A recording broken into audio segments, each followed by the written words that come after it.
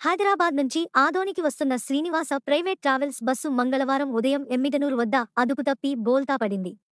ఆ సమయంలో బస్సులో 40 మంది ప్రయాణికులు ఉండగా అందరూ క్షేమంగా బయటపడడంతో ఊపిరి పీల్చుకున్నారు.